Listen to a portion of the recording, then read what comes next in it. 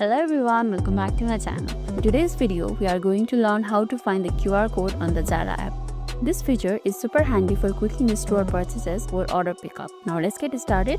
First of all, open your ZARA app and make sure that you have already logged in.